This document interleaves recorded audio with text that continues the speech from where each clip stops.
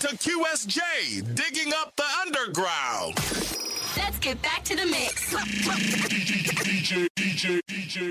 Big shout out to everybody listening, tuned in to QSJRadio.com, home to the unsigned artists. And today we have our special guest.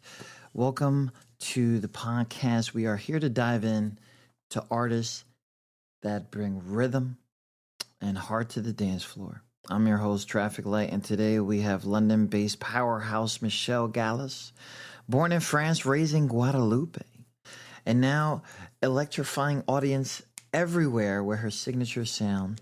You'll hear about her journey from early musical inspirations to creating today's biggest dance anthems. Thank you so much for coming on the show with us. How you doing, Michelle? I'm good, and you? I'm doing okay. You know, we kind of had this little situations. I hope everything is going well for you. Yeah, very great. Yeah, glad to be here. So, I got a shirt that says I'm here to support the dumb shit. So, because there's a lot of dumb shit going around the world. And thank you so much for Mega One and Only for this shirt. That's one of our supporters there, so we just want to give her a real quick shout out. So, Michelle, we came across you through one of London's biggest PR websites, right? And you kind of reached out to us. Usually everybody that we get from that site is just doing their thing. And what was crazy is that a lot of the guys and girls were like rockers, hip-hop artists, a whole bunch of stuff. This is probably the first time in a long time that I've had somebody that's doing the dance. You know, it's almost like the techno, you know, and bringing back something of you know, staying within the EDMs, but not too crazy, not too hard. And there's lyrics in a song, you know, instead of somebody like that has beats and just, you know, taking samples. I've listened to some and so many of the songs. You've been doing this for so long, but I want to go back a few years. Can you tell us about your childhood and what role did your father's singing and your uncle's sax play in your early life? Oh, yeah. My uncle is died recently, last 2 weeks, unfortunately. He was a very passionate saxophone. And this is where I learned how to love really the sound of saxophone. And my partner is a saxophonist. Can you imagine? Wow. Yeah. But the saxophone for me is not only about jazz. It's a sound that you can listen to any kind of music. So that's why all the music, even my song "Take Me Baby," I put the sax in it because it gives you a power, you know. And my dad was a singer back in the day, yeah.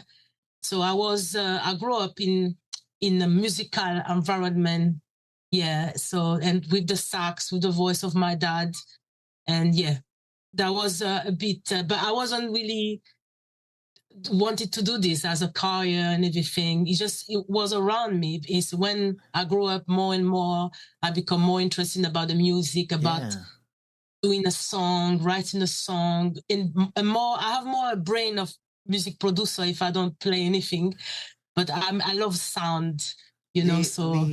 The history says that you began songwriting, early adulthood at maybe 18. So that is already, you've gone through probably the most emotional stuff that you probably went through, school, family, a whole bunch of stuff, right? Yes. And then you become songwriting. And putting things down is one thing.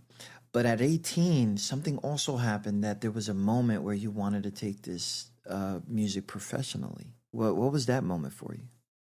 Yeah, I did my demo first time when I was in France, because I grew up in Guadeloupe, it's French island.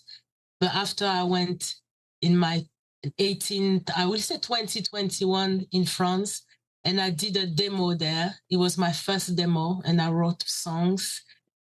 And I sent this to UK, and I have one label who love one of my songs, Change Your Life. and that motivated me to travel there.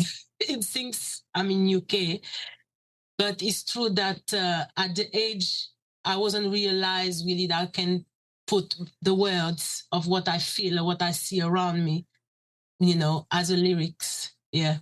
So before you left, Yeah. Guadeloupe is way different than the UK. Yeah. Okay, like even food, like yes, definitely, yes. So how did the growing up there shape your musical style? Because I'm thinking dance Guadalupe. I'm thinking like El Herenal, things like that. Kind of, kind of almost a dance reggae type of thing going on there. All right. Remember, right? It was like a crazy thing going on. It wasn't called dance hall yet. It was called something else. But how did growing up in Guadalupe shape your musical style? Because there is some essence to that in a lot of your music. Yeah, because Guadeloupe is more, we have groka. I don't know if you know groka. It's a kind of djembe sound. And that is a traditional sound in Guadeloupe. And we have zouk music as well. I think maybe zouk music. Yeah.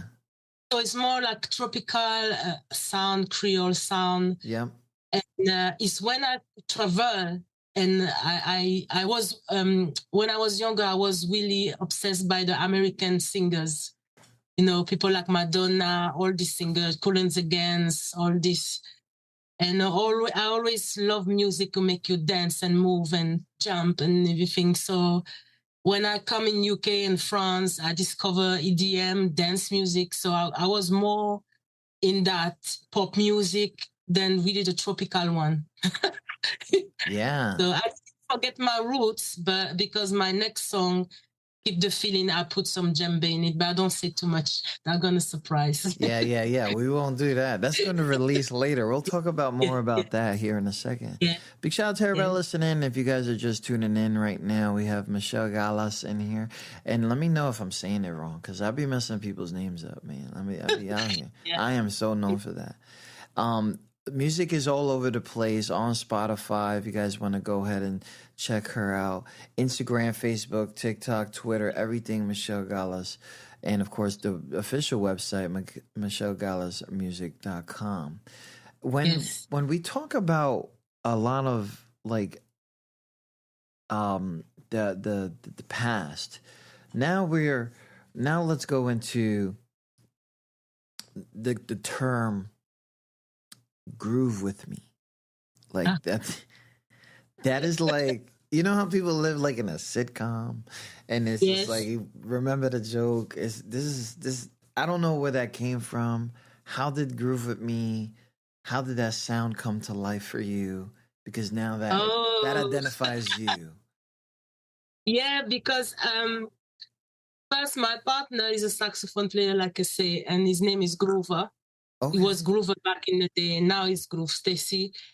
And because I love saxophone, saxophone is a sound always in me and all around. Love it, yeah. And I say saxophone is not only about jazz. Saxophone is gonna be a sound. So I will represent the saxophone in a different sound, and I play a game with the words, and I say, groove with me. I found this very nice, sound good.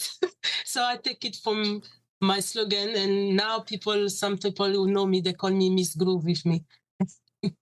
Yes. Oh, it's because I'm someone all the time lively, like to laugh and dance and jump and, always up and down. So that go with me. Yeah. So it's like, like my label now, Groove with Me. Yes.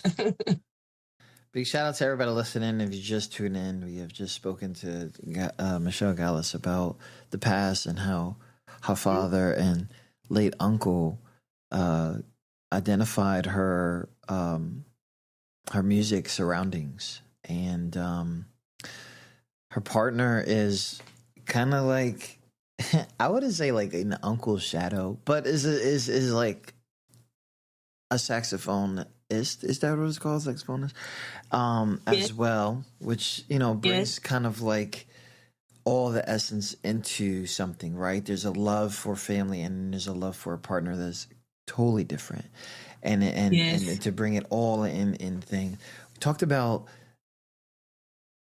being involved in songwriting and how that landed you an opportunity in London to go and kind of change the way, like you took a risk to go. A lot of people in the United States, they take a risk to go to LA to become something, right? And or go to New York and become something or more than they already are, right?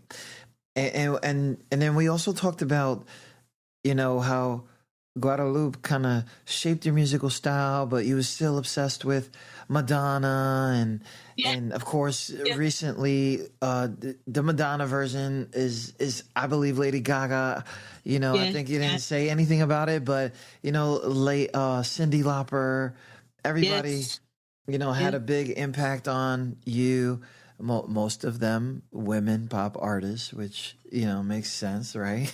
Because and we wanted to get into a song right now, because I think this is one of them that you kind of I feel like you kind of felt comfortable with this song. There is a fire burning, right? Oh, fire burning, yes. Yeah. And in my soul, and there's a video out that I think that probably, and maybe I'm assuming, your most comfortable video, because you was just zoning out. You was just zoning out. You was in it. I don't know. Maybe that's what I saw. So I'm going to take a little break real quick, and then we'll talk about the process of making this song, and also the process of making a song, period, for you. And what does that look like? So right. Yeah, because I know that could be challenging, and it could probably be easy depending on who it is, right? Michelle Galas, There Is a Fire Burning in My Soul, on QSJRadio.com.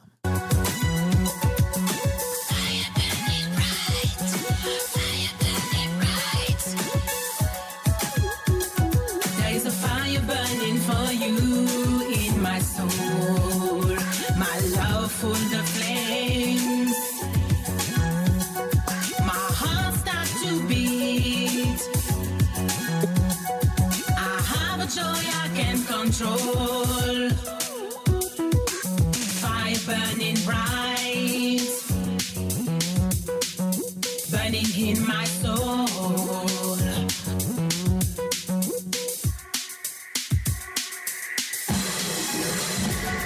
Every time I see you, there is a fire burning in my soul. Every time we meet, my heart sees a beat. I nearly lose my breath. There is a fire burning in my soul. I always have that feeling. Fire burning bright, burning in my soul. That was a fire burning. There's a fire burning in my soul. Available all over the place. It was released about 2 years ago. I know that's probably one of the biggest pushes that you had for a single. And I don't know. I used to be in the studio, but then I stopped.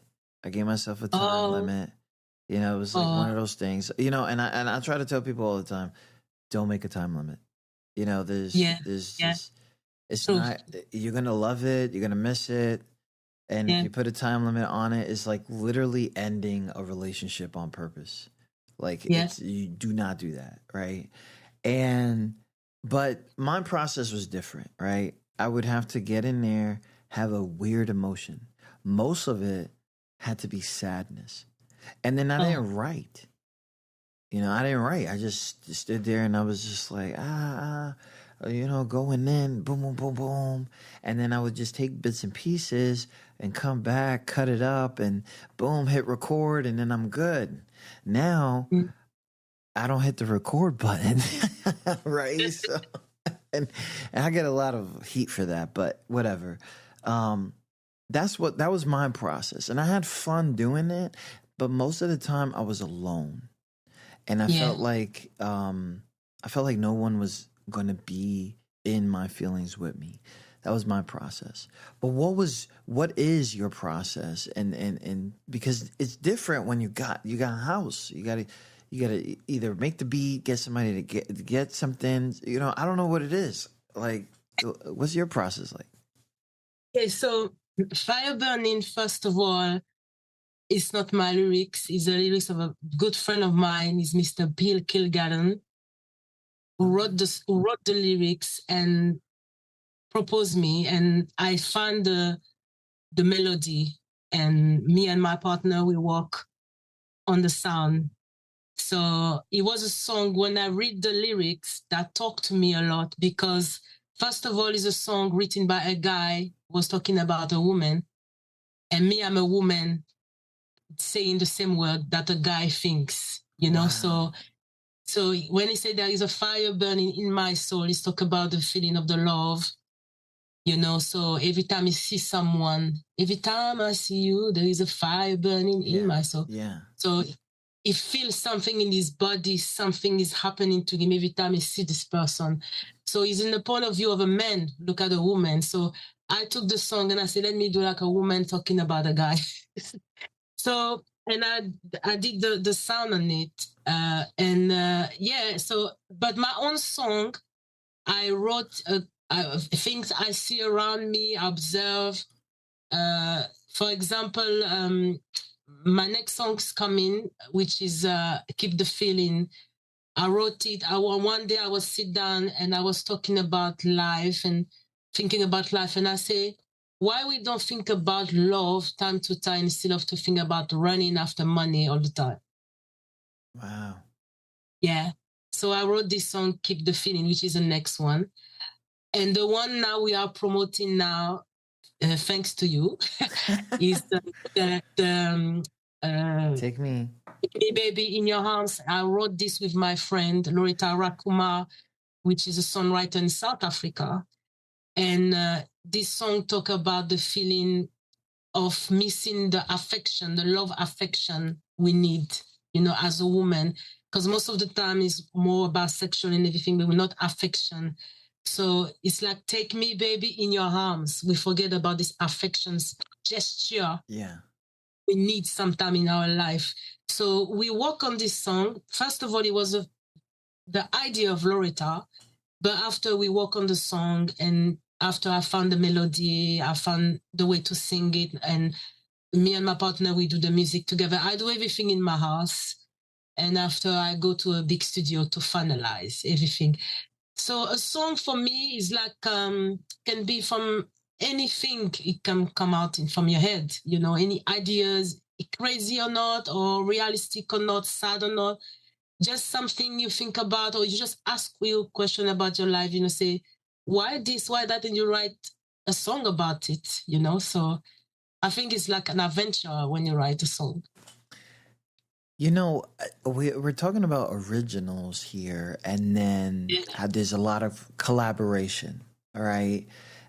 Finding the melodies, putting it together, giving everybody their props, and things like that, because there's a lot of people that just don't. And then they just don't realize, like, it's not going to work like that. You know, you're going to get caught up. People are going to find out that you're a fraud, all that other stuff.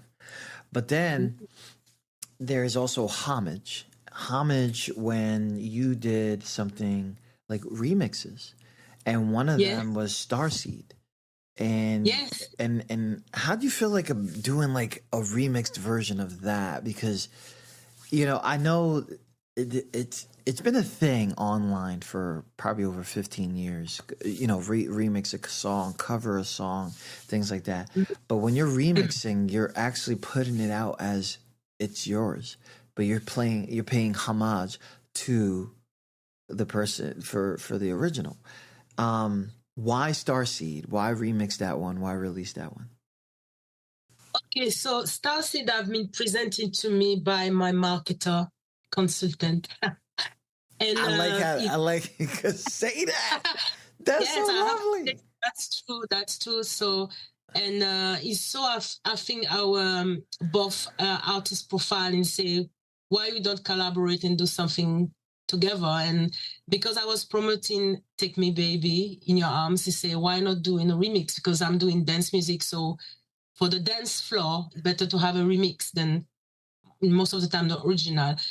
So yeah, and Starseed understood the vibe and everything, and also I asked him to keep some originality of the original vibe of the sound. So he keeps some sound, like he took the saxophone, he took the key, the scent, so people can still remember the original version. And yeah, it was a good combination because he understands the vibe. So it's very important you work with someone who understands your vibe. And Africa can add more, in your sound and make it bigger and good, I would say. But yeah, it's a good collaboration and we are doing well at the moment. So we are trying to push it and promote it the best we can and to make people dance a lot. So our main goal is to see the world dance on it. That would be fantastic. Yeah. What I wanted to talk about what things are going on. We're in the studio. We've talked about the childhood. We've talked about going in the studio.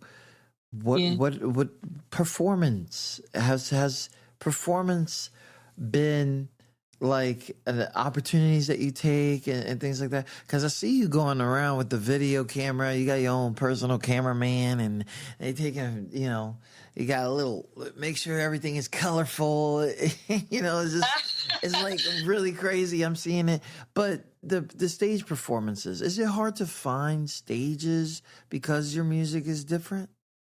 Yeah, especially I found in London, that's my personal case. I don't know for other artists in my genre.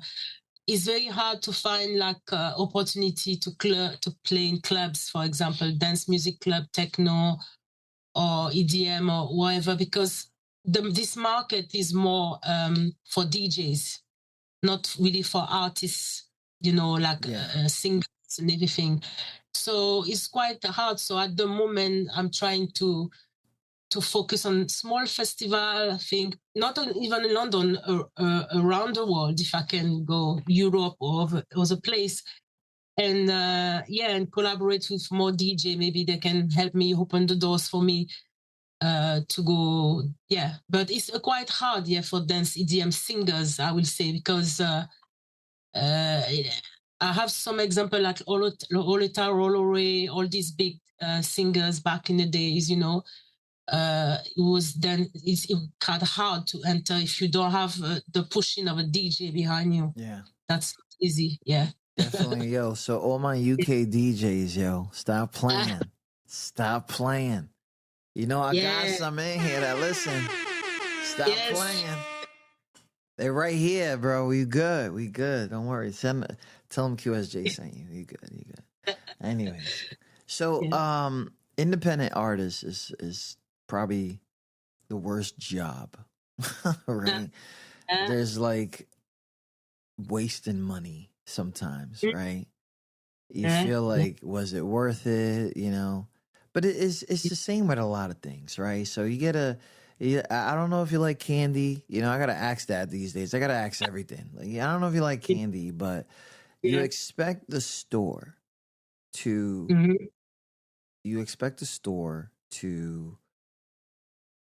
stock candy that is not expired and that is good, right? Because your resource for that candy is that store, right? Yeah. So you expect, when you grab that opportunity, that when you purchase it, that the end goal is that it's going to be good. Yes, right? Yes. That is the hardest shit, because you have to trust other people in order to make sure that these opportunities that you paying for are real, and that the end result is it's going to be good regardless. It's going to be worth the money. Yes. You is the reason I bring this up is, as an artist, you're debuting to an audience that don't know you. Yeah. You go on YouTube, you're like, we're going to be it. You go on SoundCloud, we're going to be it. But then you start realizing, oh shit, there's a lot of other things I got to do. There's a lot of shaking hands that I didn't want to do. There's a lot of conversations I didn't want to have because my music should speak for itself, right? Yeah. What challenges have you had as an independent artist? And not only that, as a female artist, because bro, these people don't take you serious sometimes, right? Yeah, yes, that's really true. First of all, as a female Black, I will say artist, and I'm not ashamed to say it. When I say I do dance music, some Black people, they look at me like I'm doing, sorry to say, white music. White music. Oh my God. Shout out, listen. Yeah. Shout out to my racist friends, bro. I can't. So Yo, we can't run from this. I try to tell them. Go ahead. Yeah. I have this all the time. It's like, oh, you deny your race, you deny your music, you deny your this and that. I say, no, I'm a Black. I like dance music. I like techno. I like EDM. I like trance. So what is the problem? It's not because I denied I'm a Black woman, so I don't have the right to listen whatever music I want. So that's the thing I have all the time. And as an independent artist, yes, I learn a lot by myself that it's not, I'm a business, I'm a brand. So it's not about the music, it's about how to make people feel about your music and yourself. It's a lot of work, yes.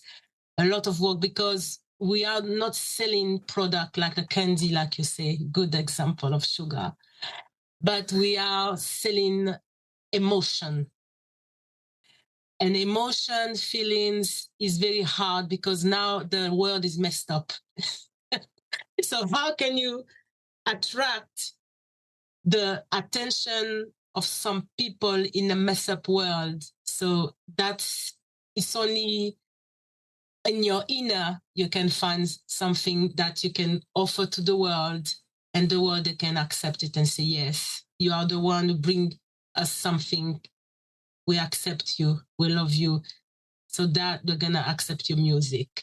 It is a long research, is music you do, lyrics, is the way you present yourself. It's a lot of things, like you say, checking hand of the right people and be at the right place as well. Yeah. Because I cannot go to a place of rock music and I do in EDM. For example, bro, unless you collaborate, collaborate with rock artists, I don't mind. But and also when we are diverse too much, after people, they don't know who you are. Yeah,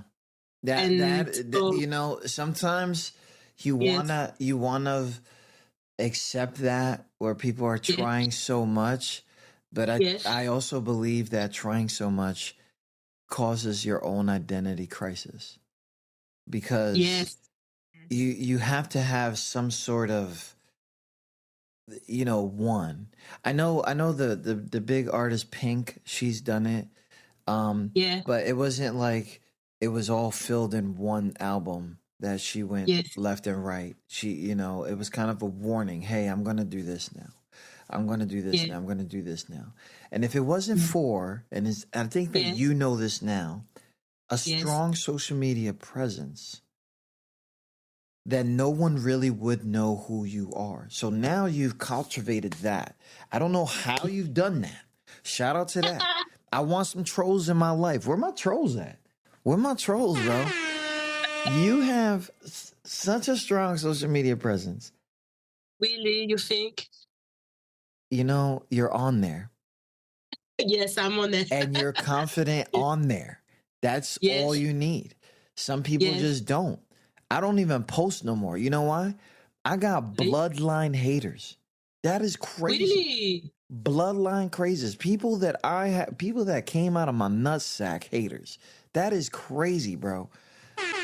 So But why they hate you for? What have you done to them? You know what it was? Yeah. I don't fucking know.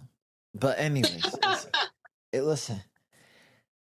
You have so sorry. That's all right, yeah. You cultivated a strong social media presence. How so far with the fans? How do fans engage with you with your music across platforms? To be honest, I have more view than engagement. If you look at really well, people always praise me for how funny I am.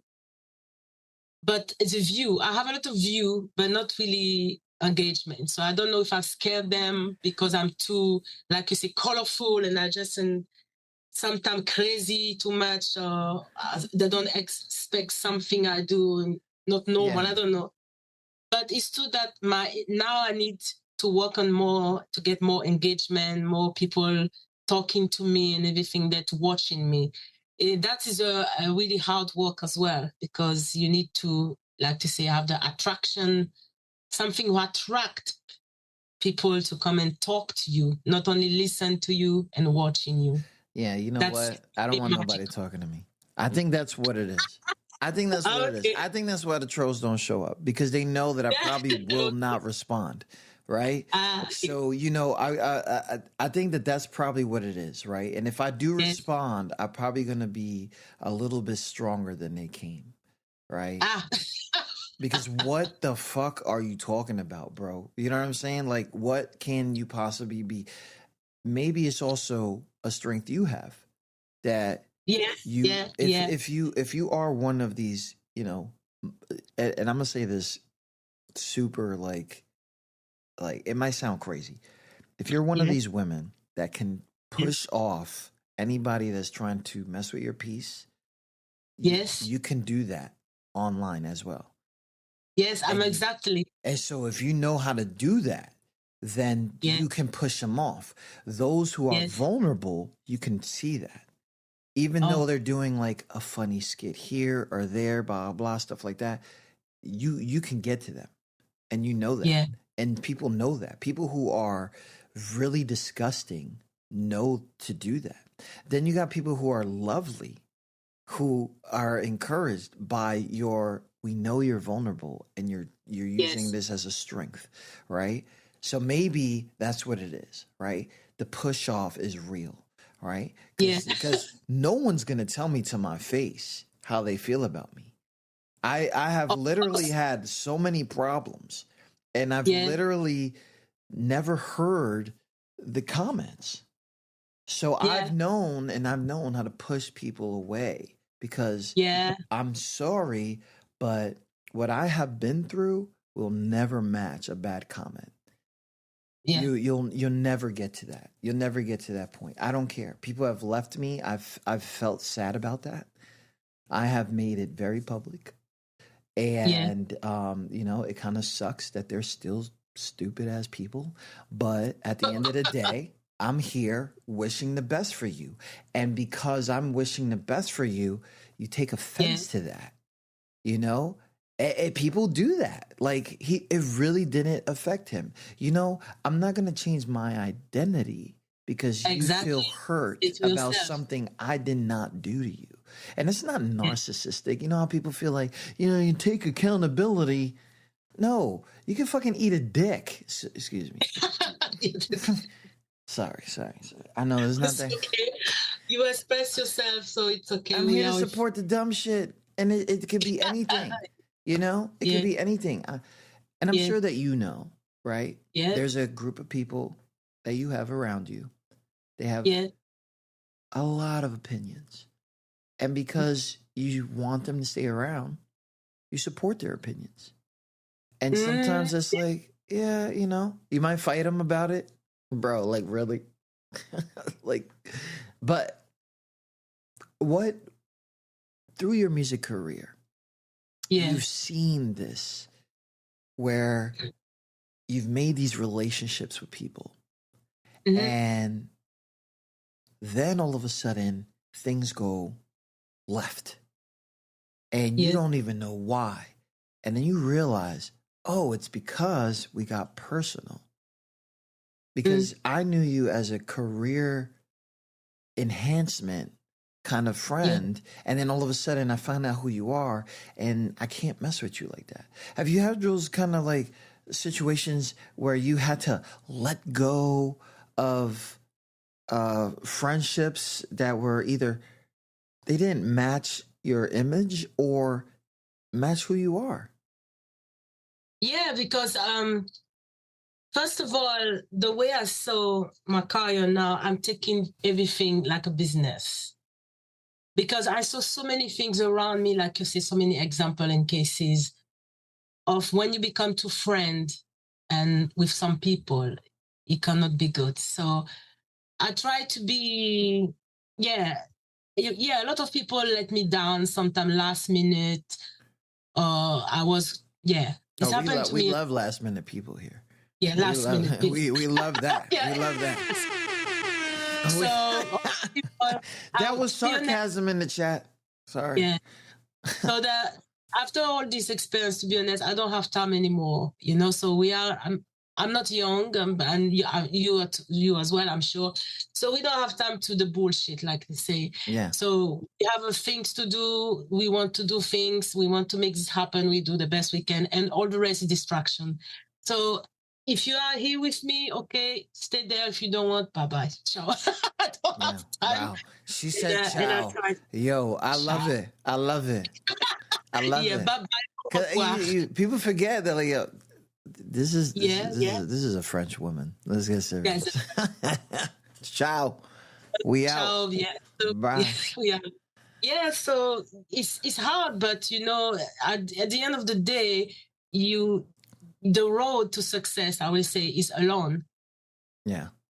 In everything you do and everything you have to decide, everything, even if you have people around you, is you have to decide the next step. You have to do if you are agree about A, B, C, and D. So it's your own decision. So we are not here to, I'll just say, all the things, the crap.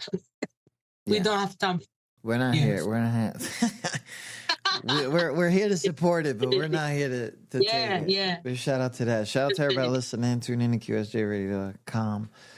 Home to the unsigned artists. We have Michelle Galas with us. I wanna talk about this new single because I think you're super excited about it. Looking ahead, when is it releasing? And are there any collaborations and other remixes that you're also thinking about doing? This song "Take Me Baby in Your Arms" by DJ Starseed now is still booming at the moment. The next song, "Keep the Feeling," maybe a remix gonna be done. Okay. Maybe Starseed or maybe someone else, but I think Starseed is still interested to work with us. So yeah, we'll see. And it's gonna be. I have more songs coming up, so I don't want to say too much because it's a kind of, I want to surprise people. Until December, it's gonna have a lot of release coming up. So yeah, let's see more collaboration. I see. Definitely. I'm telling you, I'm like, listen, I got a UK fan base now because of that damn site. I don't know. So the DJs, they be coming in here. So yo, we got one. Guys. Let's get serious. They already know exactly where they need to go. They're not looking to throw a concert. They're not. They're not looking for any of that. They're trying to get some spins, DJs, maybe follow y'all around, meet and greets, all that stuff. Like, let's get serious, man. Let's make money together, right? Yes, exactly. Because at the end of the day, bro, that child support is not that serious. And you know that America is a number one child support system. Definitely. Yeah. Big shout out to everybody listening. So, a lot of pop artists, pop dance, they got that one slow song, right? The one that brings like mad emotion that they're expecting the beat to drop or anything like that, blah blah. Have you tried one of those yet? Like, Yes, I have a song, is Lose Myself. It's a kind, I will say, drum and bass dance, I will say. It's less than the fire, the Keep the Feeling. Keep the Feeling is going to make you jump more than Take Me Baby. So, yeah, I have this song, and I'm going to release this hopefully September, October, in a winter time. oh, so you got it on stash. Yeah, it's already. Bro, I'm over here looking for it. I'm like, wait, hold on. She's like, wait, hold on. It's not the season yet. You know, it's not the season. We were just talking about that, right? There's only certain times for certain things, right? Exactly. Especially Northern Hemisphere people, where I don't know what they do down there, but there's only a certain candy that you eat at a certain time. Right? Yeah. I bring up candy a lot. I think I'm. I know. I can see you. Bro. Yeah. I'm just, can I get a sugar cane? I think I'm ready for Christmas. I think that's what it is. But, really? Already? Wow. Yeah, you know yeah, what? yeah, I I'm can't done. want to think about that already because I've saved the end of the year. Wow. So I've never really thought ahead so recently. You know? Yeah. I think that you get to an age where you're just like, well, I'm glad I woke up. Yes, it's true. Yeah, we have to be grateful. Yeah. We wake up. Yeah, health is very important as Because well. some people just be like, yeah, I'll get that next week, but you don't even know. Yeah, you don't even know. And you want to be positive, but at the end of the day, it's like, really, people don't make it to next week. Like it's not like I'm lying. It's not like I'm being so pessimistic, you know? But I'm really never, if I say it all the time to myself, and I don't know if you go deep into the thoughts like that, and I'm sure you do, but I'm like, well, if I can make it to Christmas, I think I'll be all right.